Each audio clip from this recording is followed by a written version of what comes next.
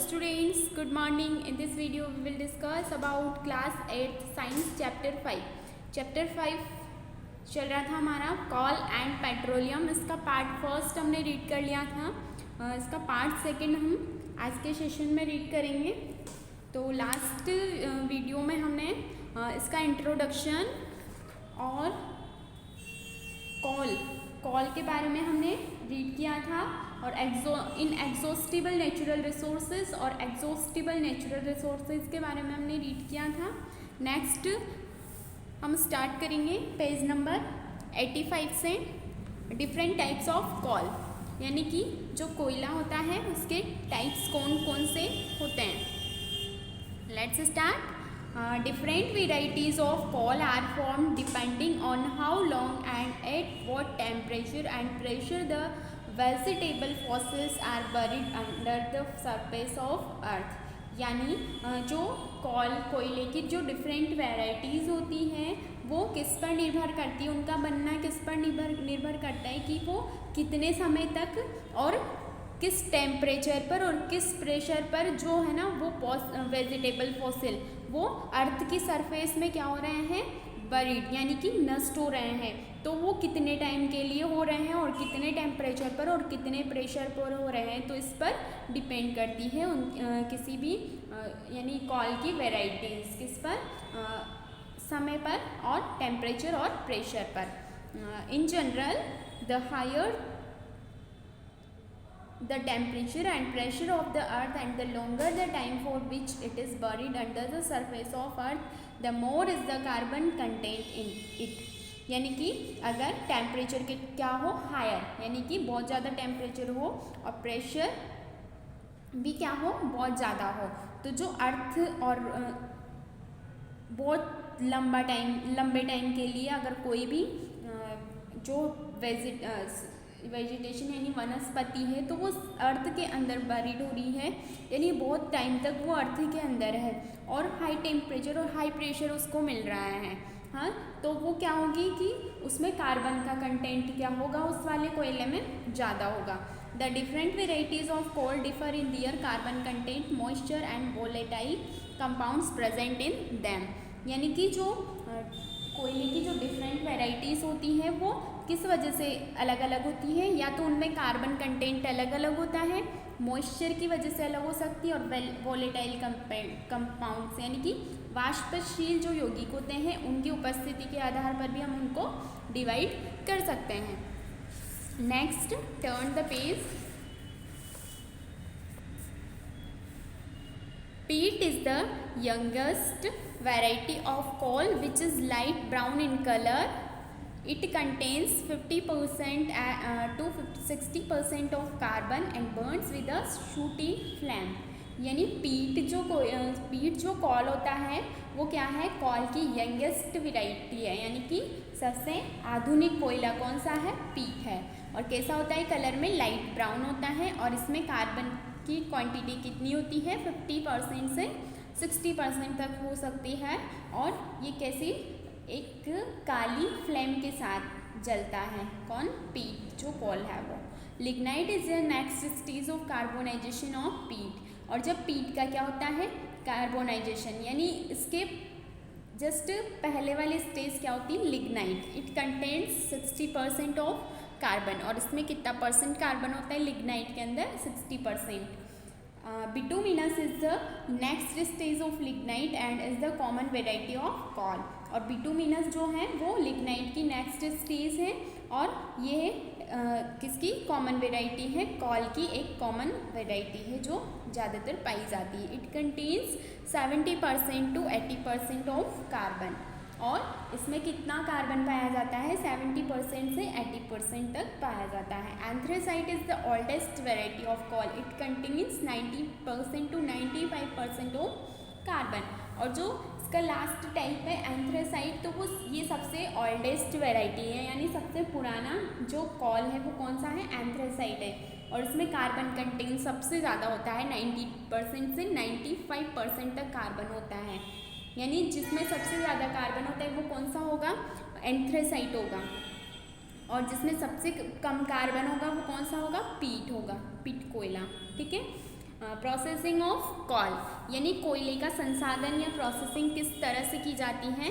All varieties of coal contains volatile compounds of carbon which are very useful for industrial applications, यानी जो अलग अलग variety का जो कोयला होता है उसमें वो किससे बना रहता है, वोलेटाइल कंपाउंड्स यानी कि वाष्पशील यौगिक जैसे कि कार्बन, जो कैसे होते हैं इंडस्ट्रियल एप्लीकेशन में, यानी इंडस्ट्री जो होती हैं वहाँ पर बहुत ही उपयोगी होते हैं। These compounds are lost if the coal is strongly burnt, यानी कि ये जो कंपाउंड्स होते हैं जो लॉस्ट हो जाते हैं, यानी कि उस कॉल में से, कोयले में से अगर ये कंपाउंड्स नहीं रहते हैं तो क्या होता है, call is strongly burnt, यानी कि कोल क्या होता है, तुरंत जल जाता है।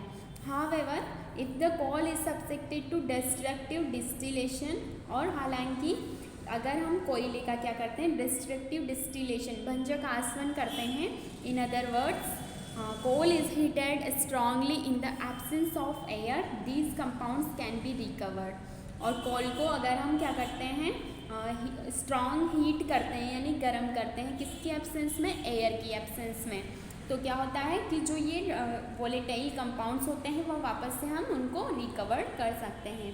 या फिर डिस्ट्रक्टिव डिस्टिलेशन जो होता है उससे भी हम जो वोलेटाइल कंपाउंड्स होते हैं उनको रिकवर कर सकते हैं। Let's study the products obtained by the destructive distillation of coal and their uses, यानी कि हम किसके बारे में स्टडी करेंगे, जो कोयले के डिस्ट्रक्टिव डिस्टिलेशन से हमें क्या जो प्रोडक्ट मिलते हैं उनके बारे में हम यहाँ डिस्कस करेंगे। एक्टिविटी फर्स्ट दी हुई है हमें, to study the products obtained by destructive distillation of coal, यानी कि कॉल के डिस्ट्रक्टिव डिस्टिलेशन से जो प्रोडक्ट हमें मिलते हैं उनके बारे में हम स्टडी करेंगे। तो देखो प्रोसीजर क्या है,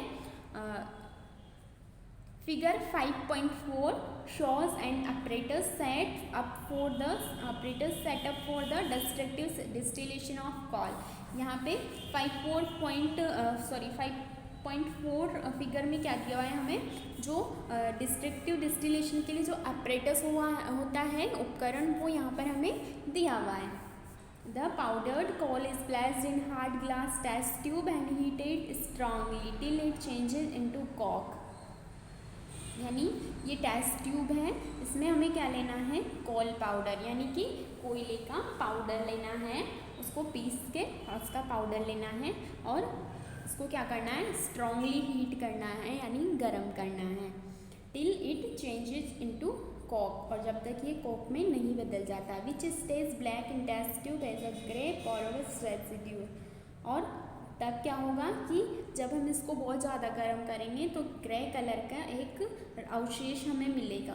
dark brownish black vapours are given out, और जो वाष्प निकलेगी, वेपर निकलेगी, वो कैसी होगी, डार्क ब्राउनिश ब्लैक कलर की।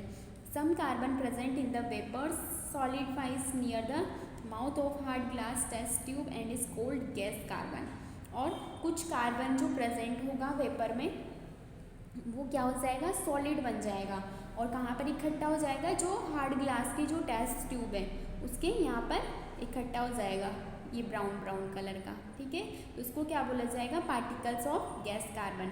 When these vapours are pass through water contained in a conical flask, a large amount of these vapours condense to form two distinct layer, और यहाँ पर इसके बाद जब ये वाटर से पास होके जाएगा गैस कार्बन, जब ये वेपर गर्म करेंगे तो वेपर निकलेगी यहाँ से, तो किससे,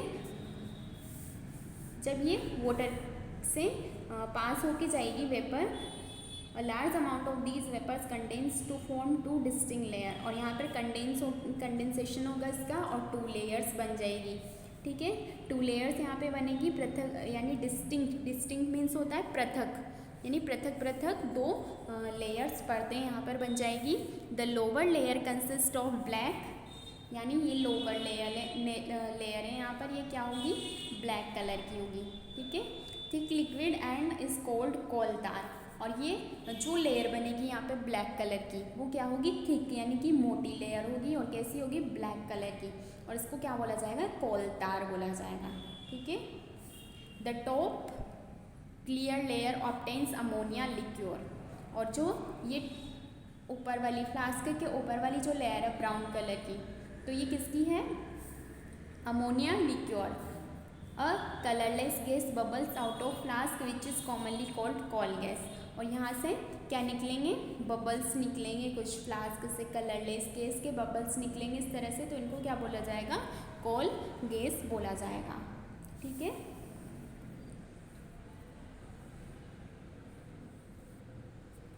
It burns with yellowish flame when ignited. It mainly consists of a mixture of hydrogen, methane, carbon monoxide and ethylene।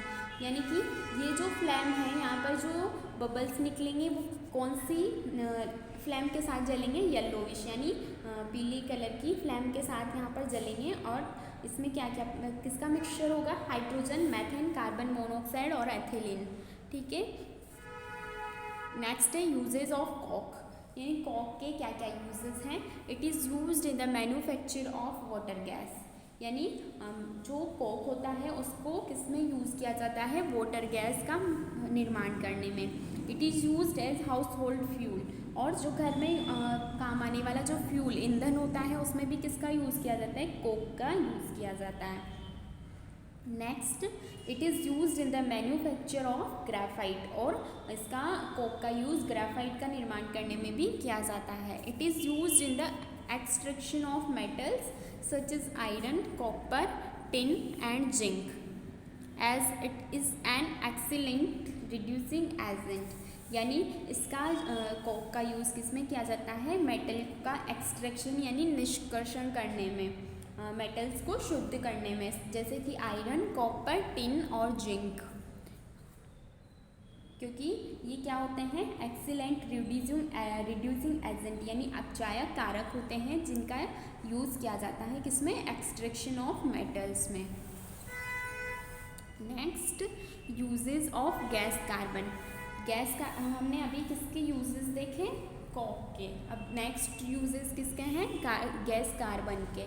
It is a good conductor of electricity, यानी जो गैस कार्बन होती है, गैस कार्बन कहाँ पर निकलती है? इसमें ये रही, यहाँ पर। जब हम इसको कॉल पाउडर को क्या करते हैं? हीट करते हैं, तो इसके ये जो टेस्ट ट्यूब का माउथ है यहाँ पर एक लेयर बन जाती है ब्राउन कलर की, और इसको क्या बोलते हैं? गैस कार्बन बोला जाता है। फिर जब ये वेपर, यहाँ से जब वेपर बनेगी, वेपर इधर आएगी फ्लास्क में, तो एक लेयर तो कहाँ बन जाएगी? इसके बॉटम पर ब्लैक कलर की, उसको तो कोलतार बोला जाएगा, और एक लेयर इस फ्लास्क के मुंह पर बनेगी यहाँ पर, और इसको क्या बोला जाएगा? कोल गैस बोला जाएगा। ठीक है। It is a good conductor of electricity, यानी जो गैस कार्बन होती है वो जो इलेक्ट्रिसिटी होती है उसकी गुड कंडक्टर होती है। It is use for making positive electrodes for dry cells, और जो सेल्स, जो बैटरीज में सेल्स वगैरह यूज़ किए जाते हैं, तो उनको बनाने में जो पॉजिटिव इलेक्ट्रोड्स बनाए जाते हैं उनमें, तो उनका उसमें किसका यूज़ किया जाता है? गैस कार्बन का। It is also used in making electrodes for the extraction of aluminium metal from its molten bauxite और, यानी कि और इसका यूज़ कहाँ पर भी किया जाता है? इलेक्ट्रोड्स बनाने में, for the extraction of aluminium metal, और एल्यूमिनियम मेटल जो होती हैं उसका निष्कर्षण करने में, किससे? जो बॉक्साइट अयस्क होता है उसमें से एल्यूमिनियम मेटल को एक्सट्रैक्ट करने के लिए किसका यूज़ करते हैं? गैस कार्बन का यूज़ करते हैं। नेक्स्ट यूजेस हैं कोलतार के। Uses of coal tar, it is a foul smelling dark brown liquid, यानी जो कोलतार होता है वो कैसा होता है? फाउल स्मेलिंग, यानी बहुत ही ज़्यादा स्मेल देता है, बदबू देता है, डार्क ब्राउन लिक्विड होता है। It is subjected to fractional distillation where useful chemicals such as benzene, toluene, anthracene, phenol and naphthalene separate out. यानी कि ये क्या होता है? एक तरह का फ्रैक्शनल डिस्टिलेशन, यानी प्रभाजी आसवन होता है, वह यूजफुल केमिकल्स, जहाँ पर जो उपयोगी रसायन होते हैं, जैसे कि बेंजीन है, टोलुइन है, एंथ्रेसिन है, फिनोल है, नेफ्थलीन है, सेपरेट आउट, जहाँ पर हमें ये सारे जो यूज़फुल केमिकल्स हैं इनको हम क्या कर सकते हैं, सेपरेट कर सकते हैं। These chemicals are widely use for making dyes, drugs and explosive. और इन केमिकल्स का यूज़ कहाँ पर किया जाता है, डाई बनाने में, ड्रग्स बनाने में और एक्सप्लोजिव यानी विस्फोटक सामग्री बनाने में। For example toluene is use for making DDT, benzene for making BHC। यानी जो टोलुइन होता है उसका यूज़ कहाँ पर किया जाता है, टोलुइन क्या है, एक केमिकल है, तो इसका यूज़ कहाँ पर किया जाता है, DDT बनाने में। DDT का फुल फॉर्म क्या होता है, डाइक्लोरो डाइफेनिल डाइक्लोरोएथेन, ठीक है, डाइक्लोरो डाइफेनिल डाइक्लोरोएथेन। और benzene for making BHC which are used as insecticide. और बेंजीन का यूज़ किसको बनाने में करते हैं, BHC का फुल फॉर्म होता है बेंजीन हेक्साक्लोराइड, बेंजीन हेक्साक्लोराइड। और इसका यूज़ कहाँ पर किस लिए किया जाता है, इंसेक्टिसाइड यानी इंसेक्ट को डिस्ट्रॉय करने के लिए। Similarly toluene is use for making TNT and explosive materials used in the cartilage of guns. और इसी प्रकार से जो टोलुइन होता है उसका use TNT tri nitro toluene और एक्सप्लोजिव, ये TNT जो है ना वो एक तरह का एक्सप्लोजिव मटेरियल होता है यानी विस्फोटक सामग्री होती है। तो इनको बनाने में किसका यूज़ किया जाता है, एक्सप्लोजिव मटेरियल्स को, टोलुइन का। जैसे कि जो गन होती है उसका जो कारतूस होता है वो उसमें भी किसका यूज़ किया जाता है, टोलुइन का। The residue left after destructive distillation is called pitch and is use for metalling roads. यानी कि जो डिस्ट्रक्टिव डिस्टिलेशन के बाद जो रेजिड्यू यानी अवशेष जो बचता है उसको क्या बोला जाता है, पिच यानी तारकोल बोला जाता है। और इसका यूज़ किसमें किया जाता है, मेटलिंग रोड्स में यानी मेटल की रोड्स बनाने में। हाउएवर हालांकि common name for pitch is coal tar which is not scientifically correct. लेकिन हालांकि जो पिच होता है उसका जो कॉमन नेम होता है वो क्या होता है, कोलतार होता है, जो कि साइंटिफिकली यानी वैज्ञानिक रूप से सही नहीं होता है। नेक्स्ट है uses of coal gas. The coal gas obtained as slightly foul smell due to the presence of hydrogen sulphide gas. It is purified and used as a household fuel. It is also used as industrial fuel for those industries which are located near the coal processing units. यानी जो कोल gas होती है वो कहाँ से मिलती है हमें, foul smell due to the presence of hydrogen sulphide gas. यानी कोल गैस जो होती है उसमें जो हाइड्रोजन सल्फाइड गैस होती है वो प्रेजेंट होती है, जिसकी वजह से क्या देती है, स्मेल देती है। It is purified and used as a household fuel. और इसको किस में यूज़ किया जाता है, हाउस होल्ड फ्यूल के लिए यूज़ किया जाता है। It is also used as industrial fuel for those industries. और इसका यूज़ कोल गैस का इंडस्ट्रीज में भी किया जाता है इंडस्ट्रियल फ्यूल के रूप में, which is located near the coal processing units. और जो कहाँ पर स्थित होती है, near the coal processing units, यानी कोल का जहाँ पर प्रोसेसिंग किया जाता है उन यूनिट्स में क्या उसके नियर ही क्या होती है, ये लोकेटेड होती है, स्थित होती है। नेक्स्ट है petroleum. It's name is derived from the Latin word. यानी ये जो पेट्रोलियम नेम है ये कहाँ से लिया गया है, लैटिन भाषा से लिया गया है। Petra means rock and oleum means oil. यानी जो चट्टानों से ऑयल निकाला जाता है उसको क्या बोलते हैं, पेट्रोलियम बोला जाता है। थर्स पेट्रोलियम मीन्स रॉक ऑयल, यानी इसका पेट्रोलियम का मतलब क्या है, रॉक ऑयल यानी चट्टानों से मिलने वाला ऑयल। पेट्रोलियम और oil is a liquid form of fossil fuel. यानी कि पेट्रोलियम या फिर जो ये ऑयल होता है वो किस फॉर्म में होता है, लिक्विड फॉर्म में होता है।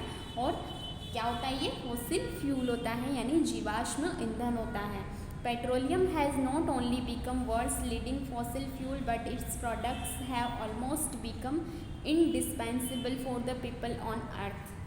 यानी कि पेट्रोलियम जो है वो वर्ल्ड का एक become world's leading fossil fuel, यानी कि वर्ल्ड का लीडिंग फ्यूल फॉसिल फ्यूल जीवाश्म ईंधन नहीं है, लेकिन जो इसके प्रोडक्ट हैं यानी इससे बनने वाले जो प्रोडक्ट हैं जो लगभग क्या होते हैं पीपल्स, अर्थ पे रहने वाले जो पीपल्स हैं उनके लिए अनिवार्य होते हैं। इंडिस्पेंसिबल मीन्स अनिवार्य होते हैं। It is a thick dark combustible liquid made up of hydrocarbons. और ये कैसा लिक्विड होता है? थिक डार्क यानी एक मोटा सा, डार्क यानी गहरे कलर का, कंबस्टिबल मीन्स दहनशील जिसको जलाया जा सकता है।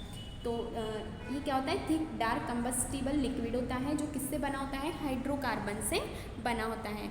In other words compounds containing only hydrogen and carbon, यानी जो ये कंपाउंड्स होते हैं इसमें वो किससे बने होते हैं? ओनली हाइड्रोजन और कार्बन से बने होते हैं। Most petroleum deposits are underground with the exception of few seepages और स्प्रिंग्स ऑफ पेट्रोलियम, यानी जो मोस्ट पेट्रोलियम जो होता है वो अंडरग्राउंड जो डिपॉजिट होता है उसमें with the exception of few seepage और स्प्रिंग ऑफ पेट्रोलियम, तो उसका कभी कभी क्या भी हो जाता है? रिसाव भी हो जाता है। Petroleum is a dark oily liquid and is called black gold due to its great commercial importance. जो पेट्रोलियम होता है वो क्या होता है? डार्क ऑयली लिक्विड होता है जिसको क्या बोला जाता है? ब्लैक गोल्ड यानी काला सोना भी बोला जाता है। क्यों? क्योंकि जो इसका जो कमर्शियल इम्पोर्टेंस है वो बहुत ज़्यादा है, यानी इसकी जो व्यापारिक महत्व है इसका वो बहुत ज़्यादा है। इसकी वजह से इसको क्या बोला जाता है? ब्लैक गोल्ड बोला जाता है, काला सोना बोला जाता है।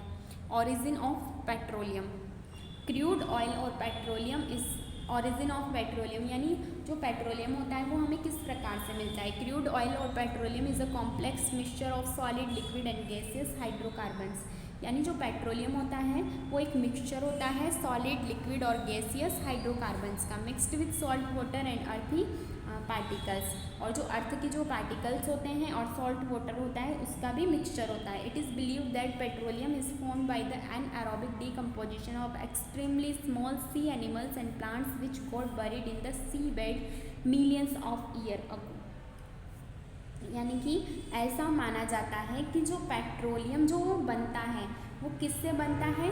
जो समुद्र में पाए जाने वाले जो छोटे छोटे जंतु होते हैं और जो प्लांट्स होते हैं वो क्या करते हैं? उनका वो जब डेड हो जाते हैं, मर जाते हैं, तो उनमें क्या होता है? एनारोबिक डीकम्पोजिशन यानी अवायवीय अपघटन होता है उनका, और वो क्या होते हैं? जो समुद्र का जो तल होता है वहाँ पर बहुत सालों तक क्या होते हैं? दबे हुए रहते हैं, और जब वो बहुत सालों तक दबे हुए रहते हैं तो उनसे क्या बन जाता है? फॉसिल बन जाता है, जीवाश्म बन जाता है, और उस फॉसिल फ्यूल उससे क्या निकाला जाता है? पेट्रोलियम निकाला जाता है। Let's try to see how this happened. तो यहाँ पर हम देखेंगे कि इस तरह जो होता है कोयला पेट्रोलियम जो बनता है वो कैसे बनता है। The formation of oil is similar to the formation of coal, यानी जिस तरह से कोयला बनता है उसी तरह से क्या बनता है? ऑयल भी इसी तरह से बनता है। मिलियंस ऑफ ईयर अगो, यानी बहुत सालों पहले, countless numbers of small marine plants and animals living in the sea sank down to the sea bed when they dies, यानी बहुत सालों पहले जो क्या होता था कि जो बहुत सारे काउंटलेस यानी अनगिनत संख्या में क्या होते हैं? जो समुद्री पौधे होते हैं छोटे छोटे या एनिमल्स होते हैं तो वो क्या रहते हैं? समुद्र के तल में रहते हैं, और जब वो मर जाते हैं तो वो कहाँ पर आ जाते हैं? समुद्र की तलहटी में। Over a period of time the mud accumulated over the layers of the plant and animals remains, और जो प्लांट और एनिमल डेड एनिमल्स और प्लांट्स होते हैं उनके ऊपर क्या इकट्ठा हो जाता है? मड यानी कि कीचड़ इकट्ठा हो जाता है और एक लेयर बन जाती है उसके ऊपर। There were subjected to great pressure and heat and were crushed under layer of mud, और यहाँ पर क्या होता है कि बहुत ज़्यादा प्रेशर लगता है उनके ऊपर, और बहुत ही ज़्यादा हीट होती है, गर्मी होती है, जिसके कारण वो क्या होती हैं? जो लेयर्स होती हैं वो क्रश हो जाती हैं, टूट जाती है। Gradually they were converted into layers of sedimentary rocks, और धीरे धीरे ये जो लेयर्स होती है वो किस में कन्वर्ट हो जाती है? सेडिमेंट्री रॉक्स में, यानी अवसादन चट्टानों में बदल जाती है। Under heat and pressure the plant and animals remains within the sedimentary rocks were eventually transformed into petroleum and natural gas, और हीट और प्रेशर के अंडर में क्या होता है कि जो प्लांट और एनिमल्स जो रिमेन्स यानी अवशेष हैं उनके जो क्या होते हैं अंत में किस में ट्रांसफॉर्म हो जाते हैं, पेट्रोलियम और नेचुरल गैस में बदल जाते हैं। The oil and gas seeped upward until they reached layer of hard rock and got trapped under the rock. और जो ऑयल होता है या फिर जो गैस होती है उसको अपवर्ड ऊपर की तरफ भेजा जाता है, जबकि वो क्या होते हैं, दे reached layer of hard rock, जब वो नीचे कठोर चट्टानों तक पहुंचने लगते हैं। ठीक है, तो पेट्रोल जो प्राप्त करने का जो प्रोसेस होता है वो सेम किसकी तरह होता है, जैसे हम कोयला प्राप्त करते हैं। ठीक है, तो हम नेक्स्ट सेशन में रीड करेंगे। तो हमने आज कॉल का प्रोसेसिंग करना सीखा, uses of coke, uses of carbon, uses of coal tar, uses of coal gas, ये सारे टॉपिक्स हमने रीड किए। उसके बाद पेट्रोलियम का हमने रीड किया। Okay, goodbye, take care.